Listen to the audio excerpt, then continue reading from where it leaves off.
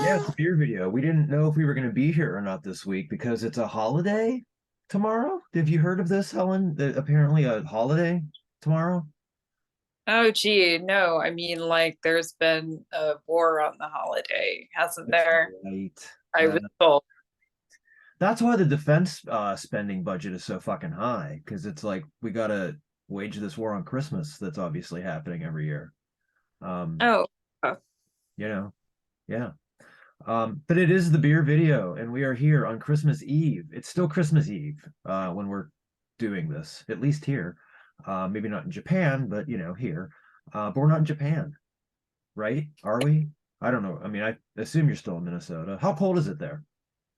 it's not that bad today. I think Yeah. it was single digits, but like manageable.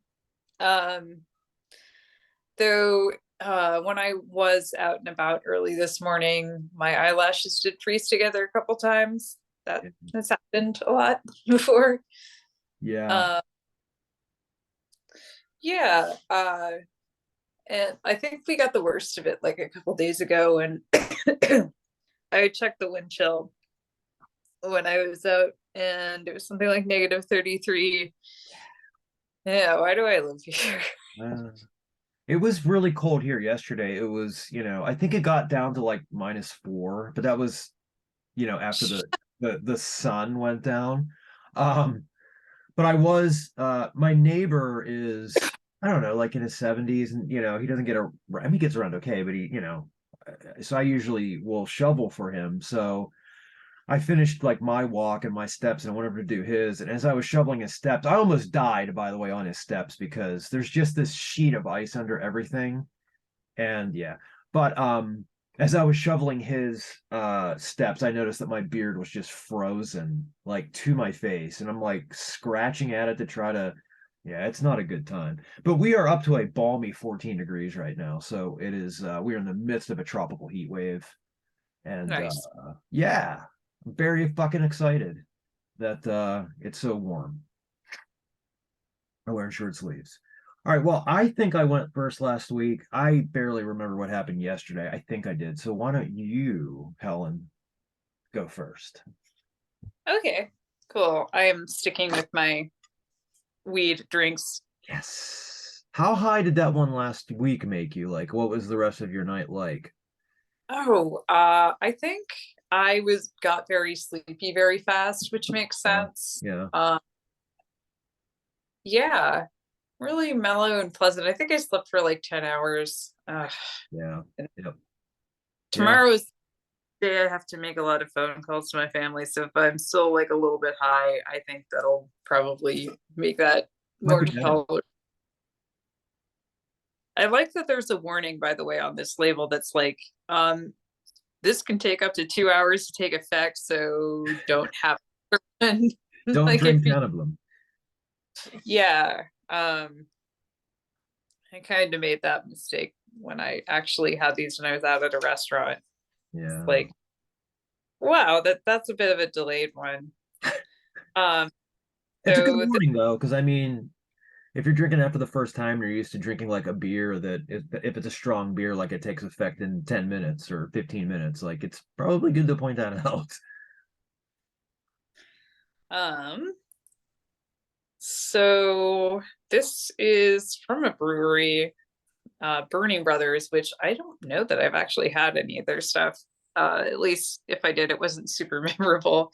But this was recommended by the guy at the weed store. So Oh, nice. I What's it think called? we this is kite soda. This is their citrus. I was kind of whining. They didn't have like a grapefruit soda that I really liked. Yeah. Um, so the guy's like, try this one. Actually, it's the best one we have, I think. So this is exciting. Terrific. I do think it's funny, like the kind of the contrast in the weed laws between where we are, because like you said, like actual weed's legal in Pennsylvania, but edibles are not. And here, So it's legal for medical reasons. Like it's not recreationally legal, which come on. I mean, like okay, is yeah, it medical for medical for reasons. medical reasons. I mean, that's why I have my card, and that's, I mean, technically, yes, I do use it for medical reasons, but I also use it for recreational reasons. Yeah, Um, I think yeah, Maine was no, like trial. yeah, but no Uh, edibles, like nothing like that. Like that would not be legal in Pennsylvania. I actually remember Maine had kind of a weird weed law hodgepodge a while ago because a former coworker of mine worked at a edibles bakery Yeah, essentially, and like you could get like weed cookies with a prescription, which I think is so precious. You could get a prescription for cookies. Aw. yeah. Anyway, so I would just like to remind everyone that the Minnesota Republicans accidentally legalized edibles. It's the I will fucking best story ever. Yeah, yeah. serve It's this. Oh boy, I think even asked for take backsies, but nope.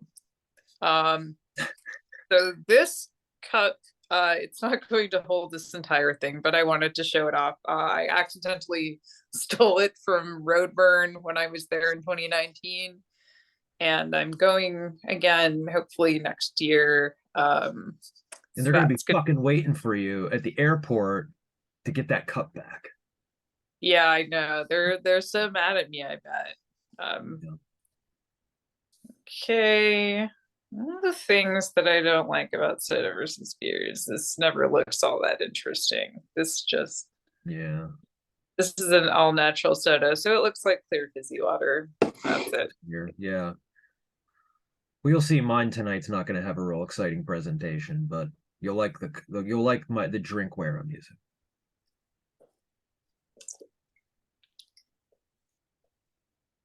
Wow.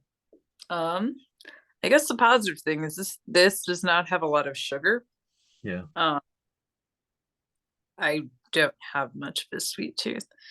I'm not into I am not into this flavor though. It's really weak.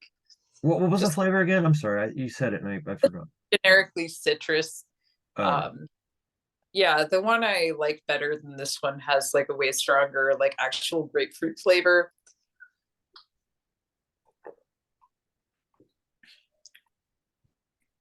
Yeah, this just doesn't really taste like much.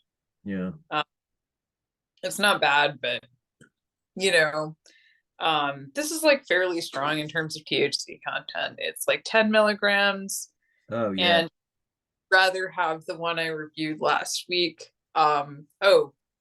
One of Matt's Magic the Gathering buddies actually got him a 4 pack of that. So Ooh, looking forward to a fully zombified husband on that his should next be trip. amazing.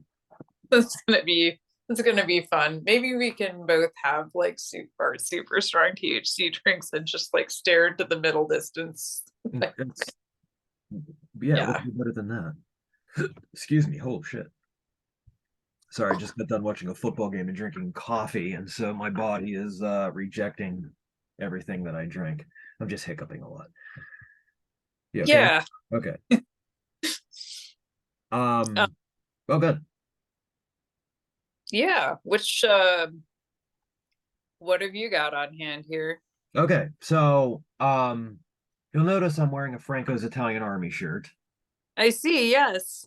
So Franco Harris, who is a Pittsburgh Steelers legend, so tonight they played the Raiders, and it was like one of the like I don't know showcase games for the league for the year because it was celebrating the 50th anniversary of the Immaculate Reception, which was the play that it's always voted as like the most famous play in the history of the NFL. Um, and it was the play that basically started the Steelers dynasty. Like it changed. Like the Steelers were just like this, oh God, like moribund franchise forever. Like they never won anything. They were awful. They traded away two Hall of Fame quarterbacks that weren't, were young and like traded them away and they became Hall of Famers. And it was like the Steelers just had the worst luck ever. Um, so there was like 22 seconds left in this game and it was like their last play and um the ball got thrown to this guy Frenchie Fuqua and the guy from the Raiders like just fucking blasted him and the ball ricocheted off of him and Franco Harris just caught it and ran it in for a touchdown like he took it 60 yards for a touchdown and it's like You should see, like, if you've never seen this play, Helen, you should look it up because you have to see all the fans, all the fucking fans in 1972 jumping out of the stands onto the field. The whole field is like covered with fans, and the game wasn't over. Like they had to, like, so they had to like get people off the field and everything. So they were celebrating that tonight, and they were retiring Franco Harris's jersey number, and he Uh-huh. died 3 days ago. Oh He was yeah, yeah. 72. And like it was a shock because like the day before he was interviewed on television and he did like a podcast for one of the Steelers. So, like it wasn't like he was sick. Nobody had any idea this, that there was anything wrong with him. Yeah, he just died like suddenly. And so it went from the whole city was like looking forward to this game, and Now really bummed out. it was like a funeral. Like his wife was there to like, because they retired his jersey, and his wife was just in tears, and like I felt so awful for her. And the Steelers played a horrible game, and they won the game with like 14 seconds left or 40 seconds left. So it was like similar to whenever they beat, because they played the same team that they beat in the Immaculate Reception game. So it was like it was kind of awesome because they sort of won it dramatically the way they won that game. But yeah, it was kind of sad.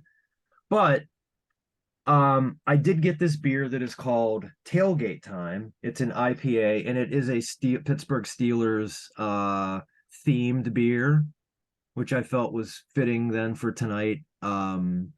That's Heinz Field, which is their current stadium and stuff like that. So um I felt like it was a good way to honor Franco Harris. Franco Harris, actually, a friend of mine, she was at I believe it was the Democratic National Convention. She was working in 2016, and she had a bad panic attack because, like, she was like, she's working for a bunch of different people, and she was having a hard time, like, getting connections made and stuff like that. And she just had a panic attack, and she sat down, and she was like trying to calm down.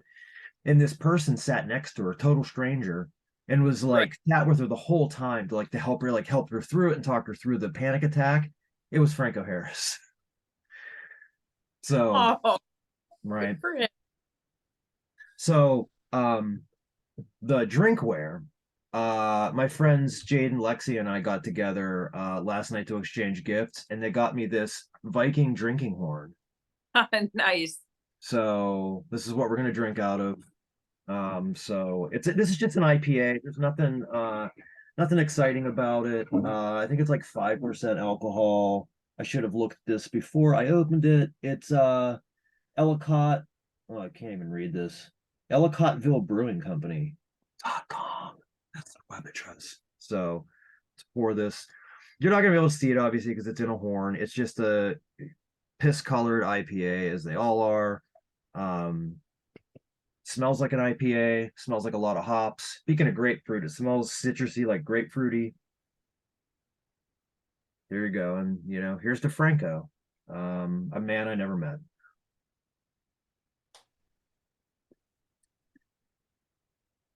It's fine. It's an inoffensive IPA. Um, Nothing great, nothing bad. Pleasant enough. It's a little on the watery side. Um, I mean, it's hoppy. It's light citrus. It's inoffensive. Nothing wrong with it. I'll never drink another one. No offense. I mean, it's just not my type of thing. But if you like a light, inoffensive IPA, you know,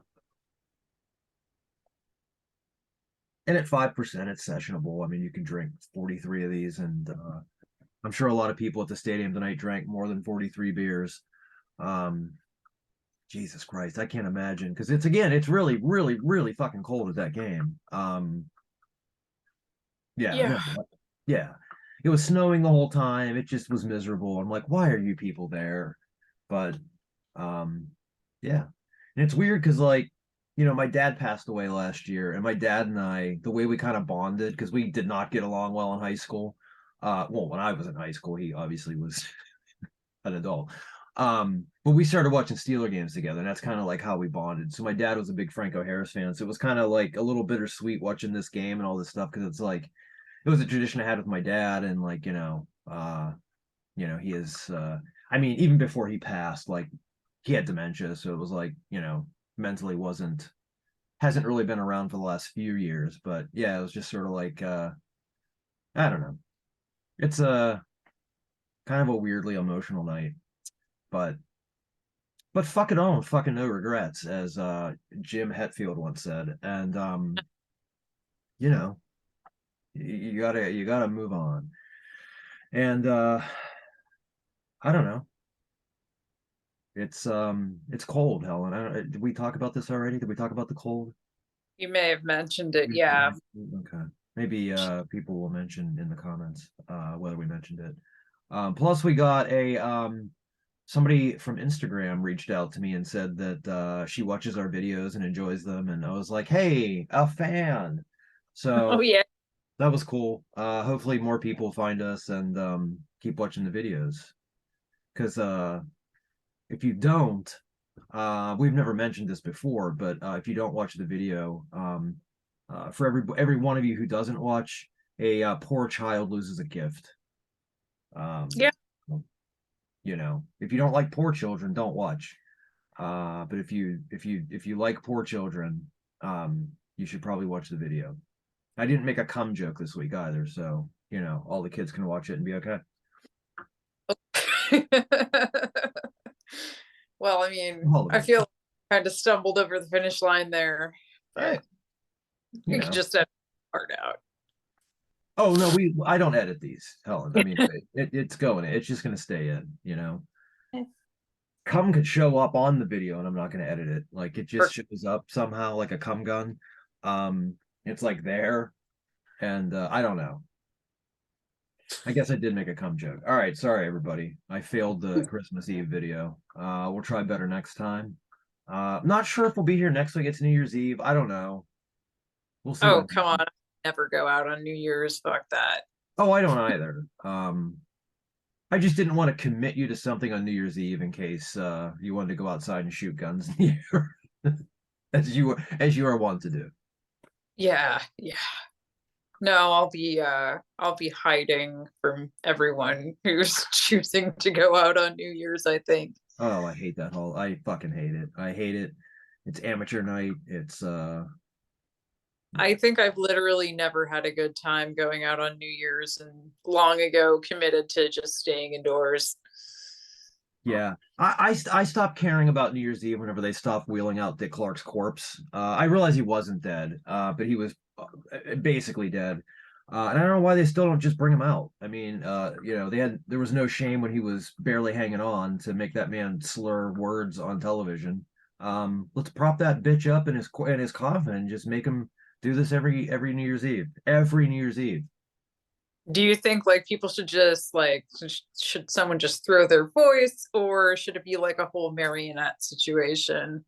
Marionette. Or both. Yeah. I don't care. He doesn't really. I don't know. He doesn't really need to say anything. He could just be there. Or we could. No, I'm not gonna say this. It was gonna have something to do with Ryan Seacrest and him. Never mind. Oh, ugh. Yeah, I know. All right. Well, that's been beer video. This has been Christmas Eve, and you are all dismissed. I love you, everybody. I love you all. I love you all. I don't. Some of you. Probably. All right. Come joke.